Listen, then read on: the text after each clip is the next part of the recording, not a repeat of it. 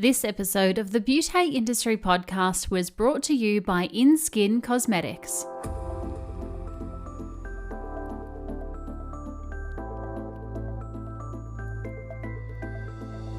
Hello and welcome to the Beauty Industry Podcast, your online support community for the professional beauty industry. I am your host, founding director of Beauty Industry, Tamara Reid. Here we are closing the competitive gap and speaking your language. This is a platform created and dedicated to the professional beauty industry, valuing community over competition. We serve to help connect you with inspiration from industry experts, expand your knowledge through educational pieces, and bring you the latest in product and technology innovation. This is Beauty Industry. Today, my guest is Lexie Choate-Bewley from Skin by Lexie. From the beginning of her teenage years, Lexie knew that skin and beauty was her jam.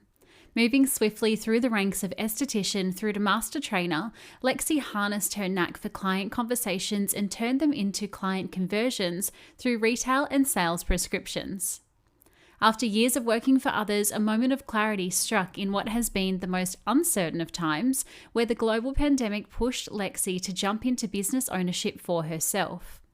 Now, Lexie is living her best life as she sets boundaries, leads with the soul, and regains her balance back to a comfortable place for herself, her family, and her clients.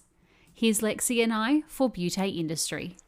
Lexie, welcome to the Beauty Industry Podcast. Thank you so much. Thank you for having me. No, I so appreciate your time. You are over in the US. It is 8 p.m. You're winding down for the day. And I really just want to say thank you, first of all, because as we just were talking about offline, you've got a little one, I've got a little one. So I know how 8 p.m. looks like in Right. Babyland. Yes. Lots of Peppa Pig and lots of cuddles. We're watching on TV, all that. Absolutely. So, hey, we are going to go in a little bit of sense of a rewind back to the start of your career. And I want to know, how did you enter into the professional aesthetic and beauty industry? Yeah. So I went to beauty school when I was about 16 or 17. So there was a program in my high school district. It was called the Regional Occupational Program.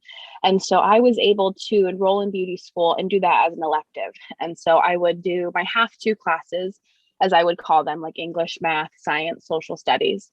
And then I would go ahead and go to beauty school from about 1 p.m. to 9 o'clock at night. And I think I finished the 600 hours that are mandated by the state of California. I started in August of 2009, and then I finished by December of 2009. So I did it pretty quick, and I had my aesthetics license before I had my high school diploma. So that was really a cool accomplishment and a total plus, because the school district actually paid your tuition and they paid everything for you. So that's a really cool program. I don't know if they have those programs now, because I know that the school budgets are kind of up in the air with that, but definitely it's something that I recommend to any young person who is even remotely interested, because if you can get that help and that financial assistance, when so many people are still paying back student loans for that, it's a big advantage. Absolutely. Did you know prior to going into beauty school and doing that elective that beauty and aesthetics was something that you wanted to do? Or did you just think, I'm just going to wing it and see if I like it and figure out the rest when we cross that bridge? I think back to that time, and it seems like 100 years ago now, but I have an aunt who was an esthetician then, and she didn't really do skincare or waxing. I think she actually worked for MAC Cosmetics, but I remember thinking that she was so cool because she worked for MAC and she was involved in makeup, and it was such a fun industry. And then I had my own skin issues. I had pretty bad acne when I was probably started around 13 or so. And I just knew I wasn't happy with my skin, and I had gone to dermatologists and they had given me different prescriptions, which replaced one problem for another. And so I really wanted to figure out how to fix my skin, but also help other people who were going through the same battles that I was.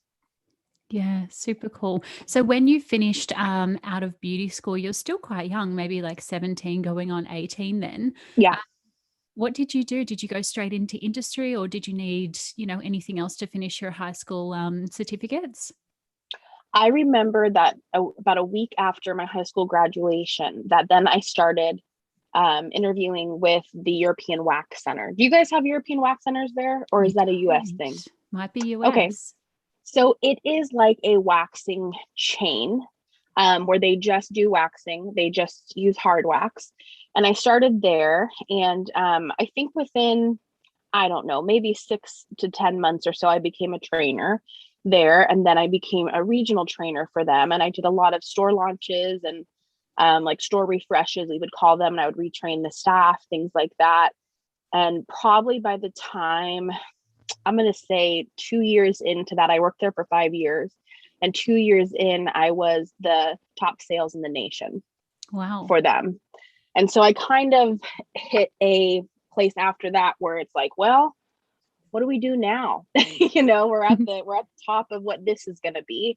So let's expand. And that's when I went to a local spa and I got into more of the skincare facial side of the industry.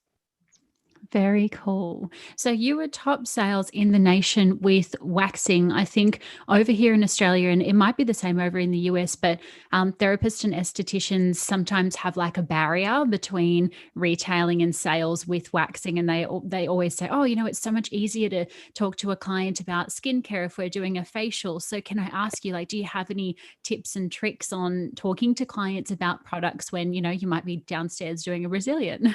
Right, right. Yeah. So I know that the Wax Center has totally grown now and they have a whole product line, but back in the day we had like 3 or 4 products. So it was a body wash, it was a ingrown hair serum, and I think more of like a Gamage exfoliant. And those were the three that we had.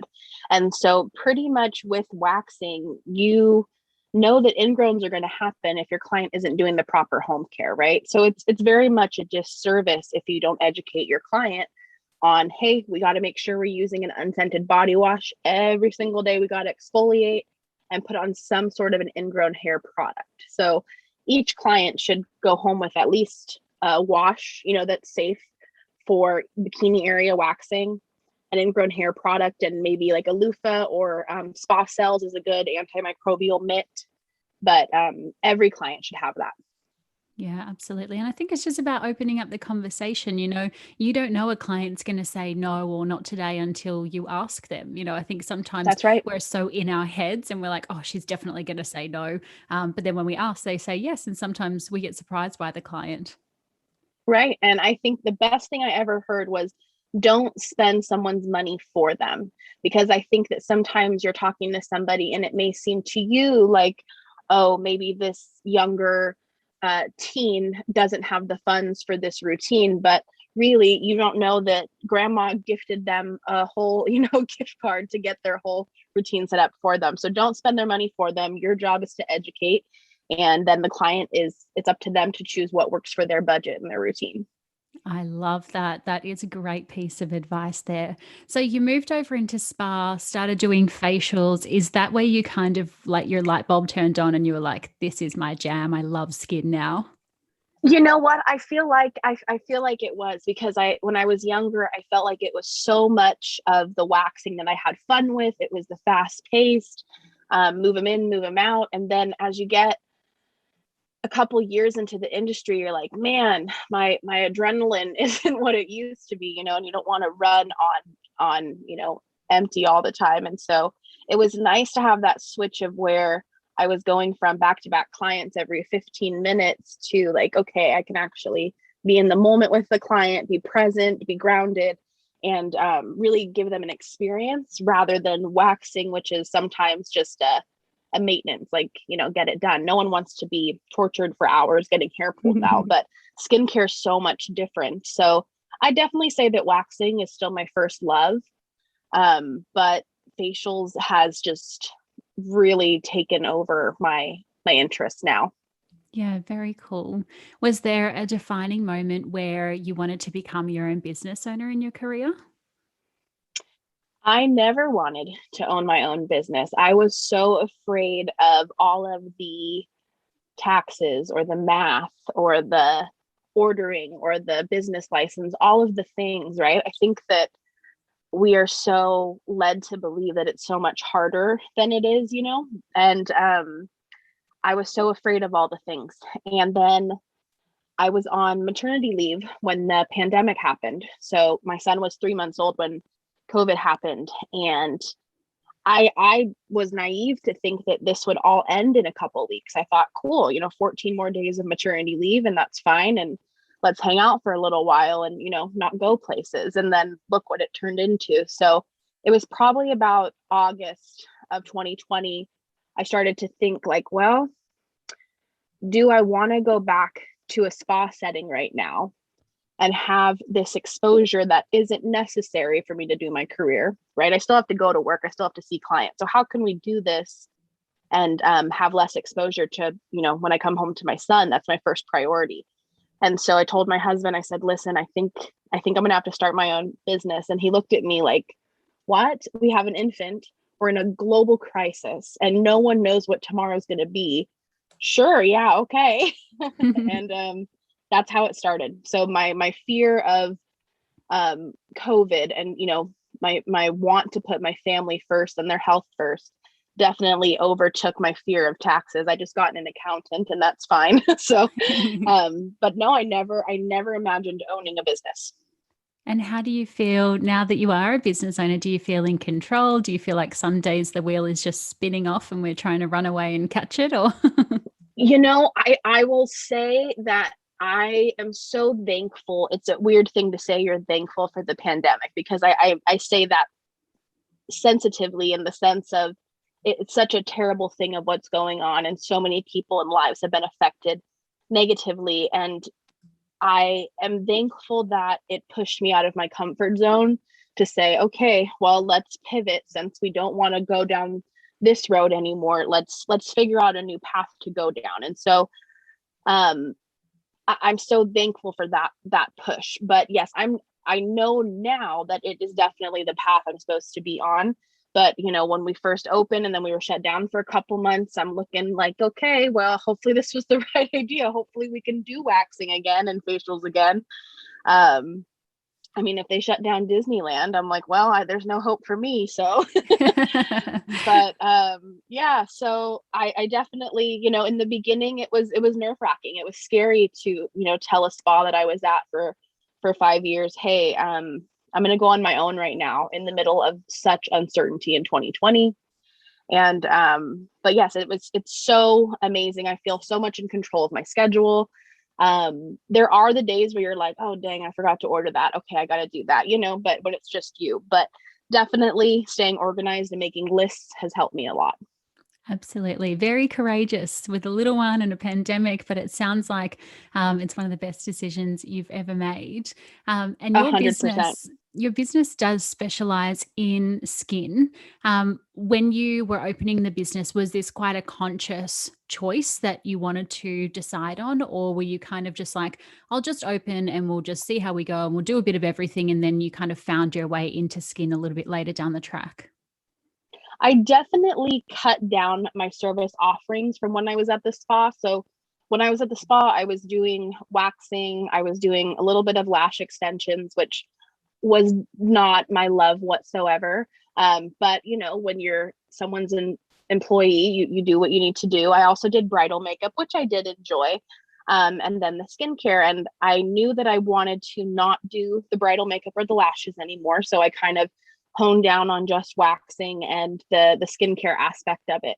So definitely cut down my service listing. And that made me a little bit nervous at first, like, well, you're cutting off things that you offer. But honestly, it's been such a huge time in skincare. I don't know about you guys, but I feel like so many people have opened their minds up to skincare when they haven't before, because so many of us realized when we were in quarantine that if you don't take care of you and you don't have that time to reset, or you don't have that time to take care of yourself, no one else is going to do it for you. And that's what I hear from a majority of the new clients that I'm meeting now.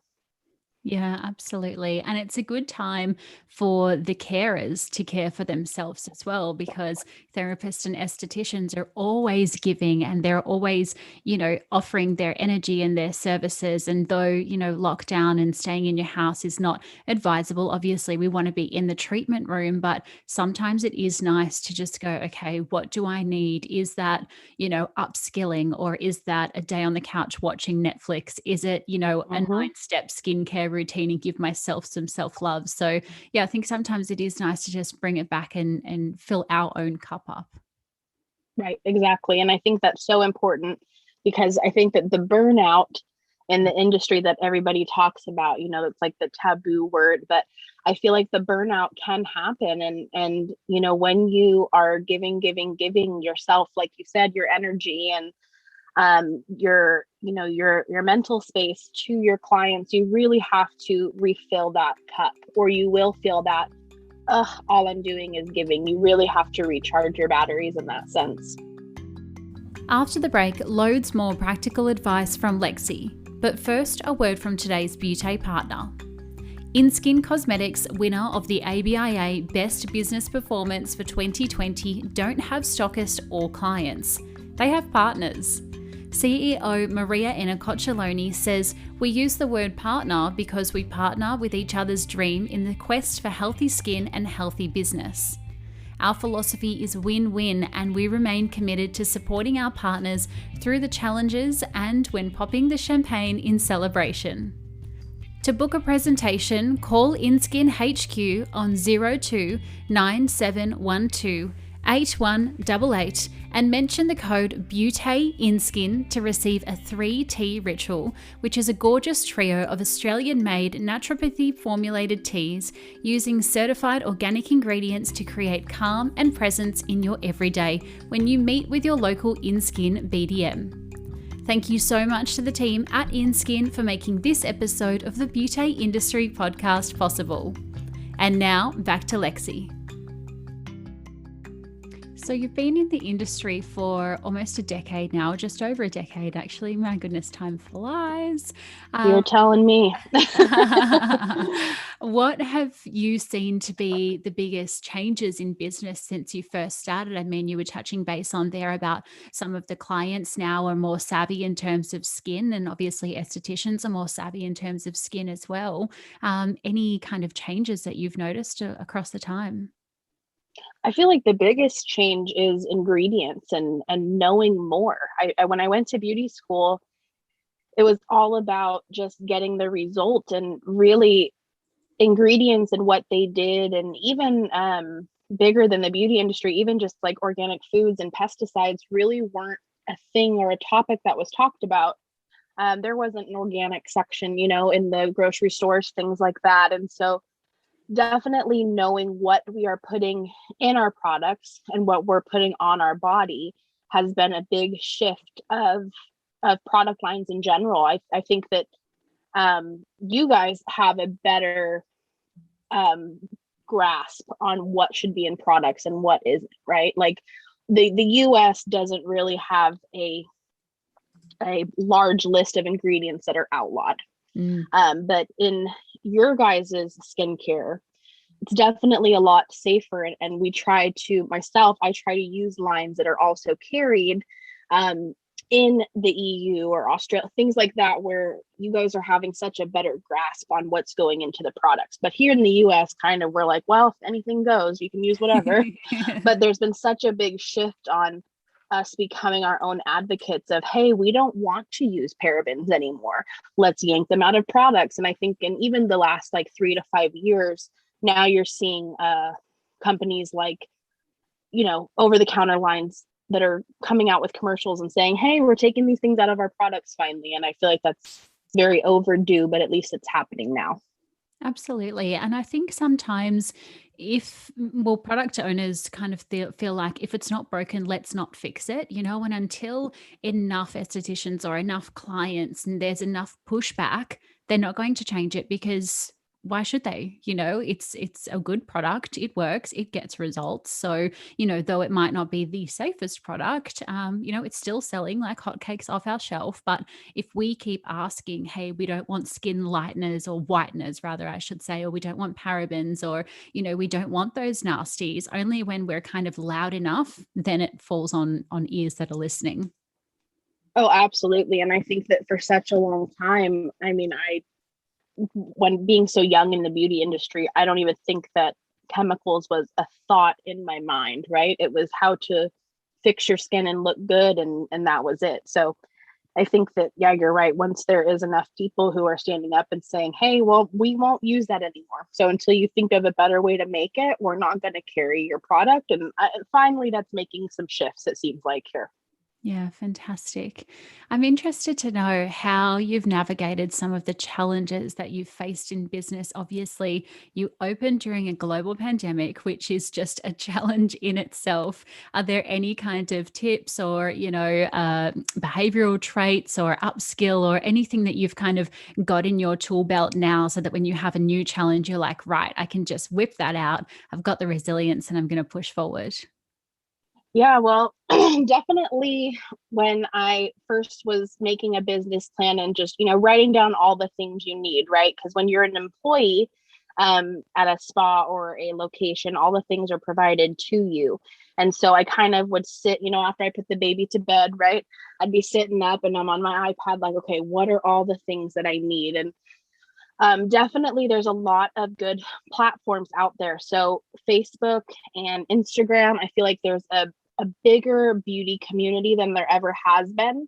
I feel like there's such a community over competition, which is really nice to see. So I would message different estheticians who I had looked up to in the industry and say, hey, I'm looking to bring this on. What are your thoughts on this line? Or there's Facebook groups that estheticians can talk and network to each other. And I'm like, hey guys, what treatment table are we liking these days? What do I need for that? The little things where you just want another opinion. And so much as estheticians, we are the only one in the room, right? We're the only one calling the shots. And so it's an industry different than hair, because hairstylists, they all have each other right next to each other usually, and they can say, hey, what do you think? What volume, whatever developer should I use on this? And with us, it's kind of like, all right, hopefully this is the right idea.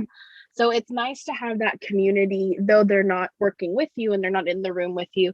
It's nice to have that second opinion on things. So definitely reaching out to others in the beauty industry. And I answer messages all the time from people who are like, hey, where'd you get this machine? Where did you find this? And I'm like, yeah, totally. Here are the links for it.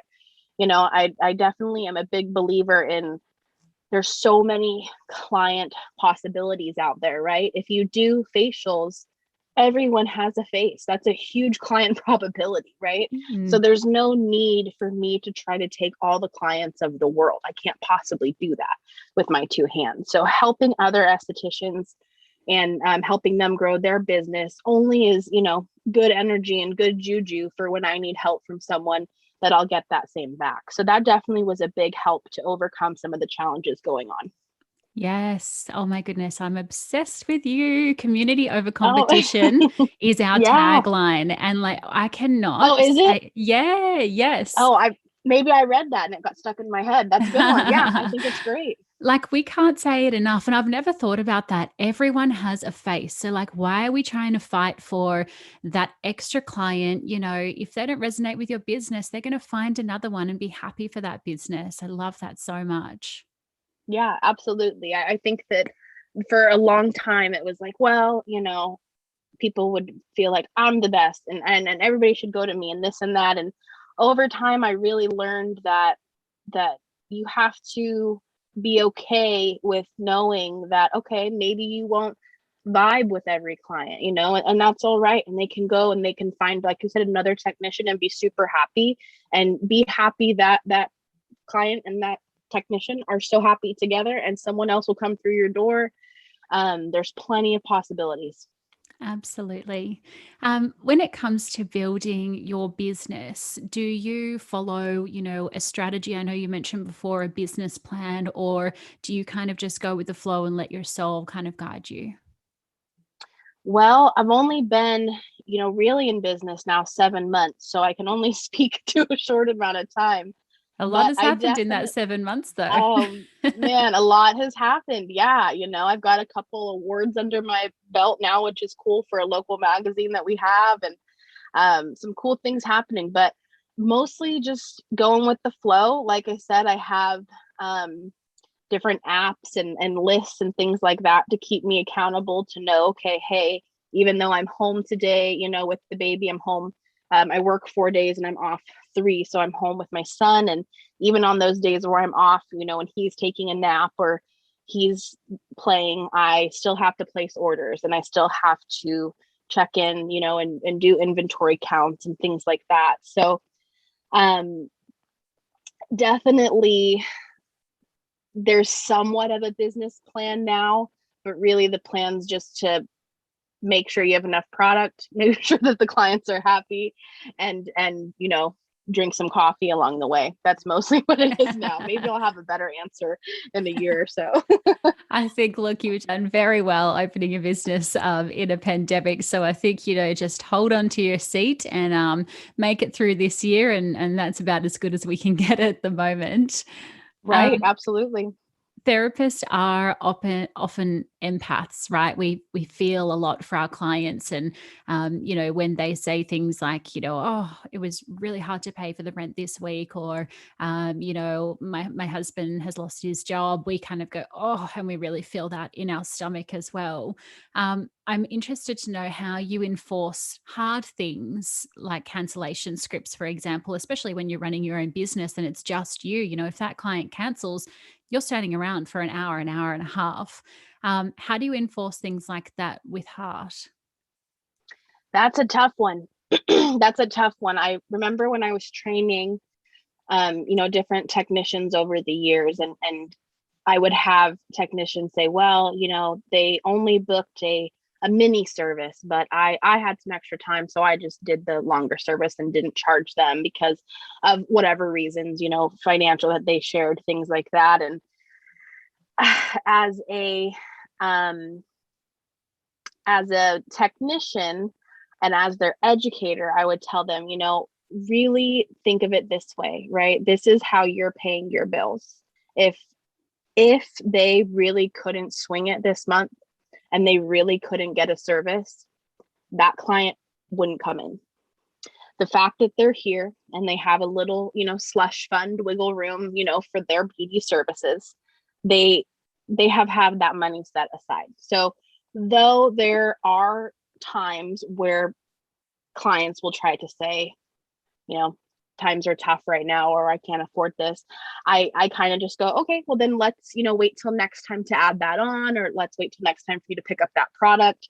You can't put yourself out um for the client, because at the end of the day, you're running a business. And at the end of the day, this is how you pay your bills. So if I can't afford a trip to Florida, I won't take the trip. I know that I won't do that, but I know that, hey, yeah, I'm going to go get that dress and I have the funds for that. So I think that that's very much what we have to remember. If the client couldn't afford to get that service, they wouldn't be here doing it.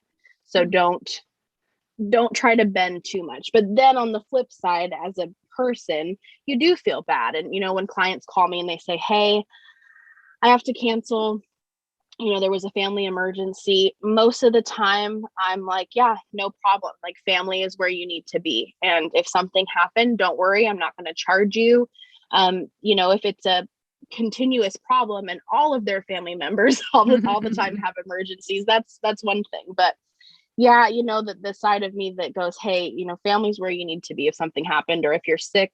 Obviously now, if someone says they're sick, I'm not going to charge them. I'm not going to take their money for that because of the time that we're in. But yeah, it is a hard line to be compassionate and also keep your business going. Firm but fair. So I try sometimes. So speaking of secrets, you not only have become your own business owner, but you've also created training and education courses for others. Why or what made you want to share your secrets and help others? I mean, obviously, you were saying before it is that community over competition, but you're still in startup phase very much yourself. You know, I feel like we don't really leave the startup phase until like 3 to 5 years in. But what made you want to go, okay, I'm not only going to open my own business, but I'm also going to help people at the same time? Yeah, so I've always been in education. So at the job where I just did waxing and at the spa, I took over the education for the spa probably about 6 months in. There was three trainers who had a lot more experience than me, and it was scary to come into that and be like, oh, do I know enough, to stand next to these remarkable women? But I took over education and did all that, and I always found that if I can help someone to be better and have more confidence and be able to handle those tough client situations that do happen to all of us, whether it's personal, it's technique, things like that. If I can help them to know what to do, then like I said, it's good energy. It's good for me when I maybe need help from somebody, when I am first learning a different line or I'm learning a different service. And it makes me feel good to know, like, oh man, that esthetician is doing so well now. And maybe I just had like a glimmer of just support to them. And that's really cool to see that they're doing well. But yes, right now is kind of the first time in my career that I haven't been physically training people. But definitely people always message me, and I'm always open to help, if I can provide any guidance and share, the links to the classes that I like to take, things like that. But yeah, just being able to help and to help our community grow. I think that it's nice to be able to have that bond between people. Absolutely. In your career thus far, what's been one of the biggest lessons that you've taken away and you'd like to share with others so that perhaps they don't make that mistake or perhaps they can take something from your lesson? Man, I think that the biggest thing, and it came up recently on one of my posts I did, and it got the most attention, and I didn't even think that it would blow up like this, but it did. It got so much attention. I have since taken the post down because the comments were just flooding. I think it's really important for us to remember that we're gonna have clients, like I kind of mentioned before, that don't always love us, right? You can do everything right. You can be the perfect sweet demeanor, or you can be um the best facial technique, things like that, and still you may not be somebody's cup of tea, so to say. And so I had posted that I had gotten a negative review. It's a long story of what happened, but pretty much our personalities just didn't blend, and I decided to end that business relationship because the second most important lesson I've learned is to protect your energy in your treatment room. If you are feeling nervous or anxious about a certain client, it's probably not a good match. There's some reason why in your, the pit of your stomach that you feel that way. So I decided to end that relationship, and I had posted it online that I had, of course, the client was upset that we broke up, right? No one likes to be broken up with. And I got a bad review, and I posted it so that other estheticians who maybe are newer in their careers could see that, hey, it's okay that this was posted and it's totally fine. And it's not going to affect the other 50 clients I'm seeing this week. They're still going to be booked.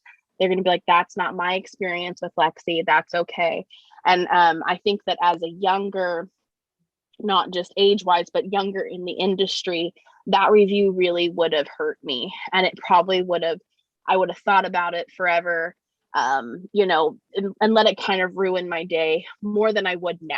I'd go, well, that's okay. We strive to get everybody to love us, but it's sometimes not going to happen.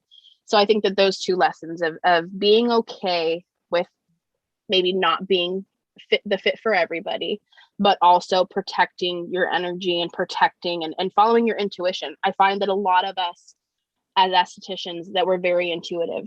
And whether you realize it or not, even when you're doing a facial and you feel like this person needs a lot more of the facial massage and relaxation than you usually do, right? And you do that, and then at the end of the service, they're like, you know what, that was so amazing. I'm going through a really hard time right now. That's what I needed.